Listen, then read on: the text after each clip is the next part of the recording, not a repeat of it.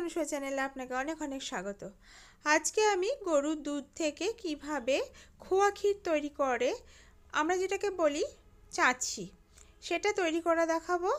আর সেই সঙ্গেই এই চাছি দিয়েই ভাজা গোকুল পিঠে কিভাবে পারফেক্ট বানাই সেটা আপনাদেরকে বলে দেব ও দেখে নেবেন। আশা করছি ভালো লাগবে। আর আমার চ্যানেলকে সাবস্ক্রাইব করে আমার পাশে থাকার অনুরোধ রইল। তো চলুন বন্ধু, কিভাবে সবটা তৈরি করছি দেখে নিন। আমি এখানে গরুর দুধ নিয়ে নিয়েছি 1.5 লিটার, আর এটাকে আমি আগে থেকে জাল দিয়ে নিয়েছি। এখন ওই জাল দেওয়া দুধটাই একটা বড় কড়াইয়ের মধ্যে ঢেলে একটা ডাবু হাতা দিয়ে বারবার আর নাড়াচাড়া করে ফুটতে দিতে হবে। ফুটে গেলে দেখুন এইভাবে ফেনা ফেনা হয়ে যাচ্ছে, বারবার করে নাড়তে হবে। একটা খুন্তি দিয়ে যখন দুধটা কমে আসবে তখন নাড়াচাড়া করে এইভাবে ফোটাতে হবে।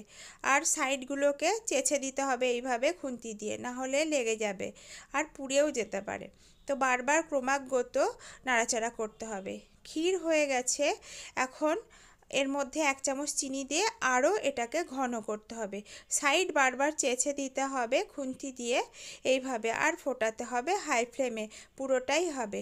এখন এটা আরও অনেক ঘন হয়ে গেছে আর এইভাবে ফোট ফোট করে উঠছে দেখতে পাচ্ছেন। আর আমি সাইডটাও চেঁচে নিচ্ছি, না হলে পুড়ে যাবে বলে। তো প্রায় হয়ে গেছে এখন, দেখতে পাচ্ছেন। এবার আমি 1 চামচ মতো এখানে চালের গুঁড়ো যোগ করব। চালের গুঁড়ো দিলে কি হয়, যে চাছিটা আরও ঘন হয়। আর যে যদি এই চাছি দিয়ে কোনো কিছু করা হয় তো খুব ভালো হয়। তো আমি এই চাছি দিয়েই গোকুল পিঠে ভাজবো। তো সুন্দর গোকুল পিঠে হবে।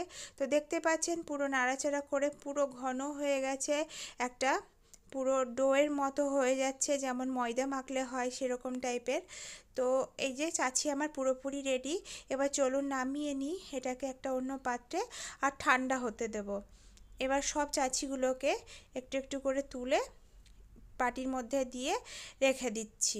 আমি এই চাছিটাকে আধা ঘন্টা ঠান্ডা করলেই পাটিসাপটা, পুলি, গোকুল পিঠে যা করবেন তাই করা হবে। কিন্তু আমি এটাকে পরের দিন করব, তার জন্য রেখে দিয়েছিলাম।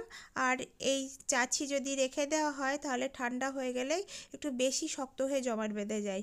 তো এই জন্য আমার পরের দিন, যেহেতু আমি চাছিটাকে এর জন্য একটু শক্ত হয়ে গেছে, তাই ভালো করে একটুখানি মেখে নিতে হবে। এভাবে ভালো করে মেখে নিয়ে ডো থেকে একটুখানি লেচি কেটে নিয়ে এটাকে হাত দিয়ে চেপে চেপে 2 হাত দিয়ে গোল্লা পাকিয়ে নিতে হবে। আর 2 হাতে প্রেসার দিয়ে চ্যাপটা করে শেপ দিয়ে নিলাম গোকুল পিঠে। এবার এইভাবে কিছুটা করে নিলাম আর কিছুটা রেখে দিলাম, আমি পাটিসাপটা পরে করব তার জন্য। এবার একটা পাত্রের মধ্যে 1/2 কাপ মতো এটা আমি রুল ময়দা নিয়ে নিয়েছি, আর 1 চামচ মতো চালের ময়দা নিয়ে নিয়েছি, আর একটুখানি লবণ দিয়ে দিলাম। এবার ভালো করে এগুলোকে একসঙ্গে মেখে নিচ্ছি। ভালো করে মাখা হয়ে গেলে এখানে 1 গ্লাসের থেকেও অনেকটা কম জল এখানে নিয়েছি, আর যতটা লাগবে ততটা দিতে হবে। মানে অল্প অল্প করে দিয়ে ব্যাটারটাকে রেডি করতে হবে, না হলে দলা পেকে যাবে। যদি এর মধ্যে দলা থেকে যায় তাহলে ভালো হবে না। তো স্মুথ একটা এরকম ব্যাটার রেডি করতে হবে। দেখতে পাচ্ছেন খুব ঘনও না খুব পাতলাও না। তো একটা অন্য পাত্রে বসিয়ে দিলাম, হাই ফ্লেমে তেল দিয়ে দিলাম। এবার গোকুল পিঠেগুলো ভাজবো বলে ভালো মতো তেলকে ফুটিয়ে নিতে হবে, মানে তাতিয়ে নিতে হবে।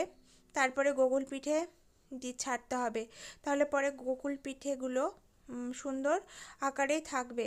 অনেক সময় কি হয় যে গোকুল পিঠে এই যে চাছিটা সেটা ব্যাটার থেকে বেরিয়ে ছানাগুলো পুড়ে যায়। পুড়বে না, বেশ ভালো করে তাতিয়ে তবে তার মধ্যে দিতে হবে। আর এই ব্যাটারটা ঠিক এরকমটাই করতে হবে, তাহলে খুব ঘনও না পাতলাও না, তাহলে সুন্দর গোকুল পিঠে ভাজা হবে। তো এখন ভালো মতো তেল তেতে গেছে। এবার দেখতেই পাচ্ছেন দেওয়ার সঙ্গে সঙ্গে এরকমটা দেখতে হচ্ছে, ফেনা ফেনা মতো। তো একদম সুন্দরভাবে একদম খুবই তাড়াতাড়ি ভাজা হয়ে যাবে। তো ডুবো তেলের মধ্যে গোকুল পিঠেগুলোকে দিয়ে দিয়ে এই পিঠটা হয়ে গেছে, আর ওই পিঠটাকে উল্টিয়ে পাল্টে এবার সমস্ত গোকুল পিঠেগুলোকে আমি ভেজে নিচ্ছি। খুব বেশি করে কড়াইয়ের তেলের মধ্যে দেবেন না, তাহলে একে অপরের গায়ে লেগে যাবে। আর যখন তুলতে যাবেন তখন গোকুল পিঠেগুলো সাইড থেকে ওই ব্যাটারের যে ভাজা সেগুলো ভেঙে যাবে। দিয়ে চাচিটা বেরিয়ে গেলে পুড়ে যাবে আর তেলের মধ্যে পুরোটাই ছিটিয়ে যাবে। তো এইভাবে সব ভেজে একটা একটা করে আমি তুলে নিচ্ছি। তাহলে দেখলে পেলেন যে কেমনভাবে আমি সুন্দরভাবে গোকুল পিঠেগুলো তৈরি করলাম, কতটা সুন্দর হয়েছে আর খেতেও খুব সুন্দর হয়েছিল। এইভাবে বন্ধু বাড়িতে বানাবেন আর সবারই কাছে প্রশংসা নেবেন। ভালো যদি লাগে তাহলে একটা লাইক, কমেন্ট, শেয়ার, সাবস্ক্রাইব করে আমার পাশে থাকার অনুরোধ রইল। তো নেক্সট ভিডিওর সঙ্গে আবারও দেখা হচ্ছে বন্ধু। তো ততক্ষণে দেখতে থাকুন আর আমার সঙ্গে থাকুন। সম্পূর্ণ ভিডিওটি দেখার জন্য আপনাকে অনেক অনেক ধন্যবাদ।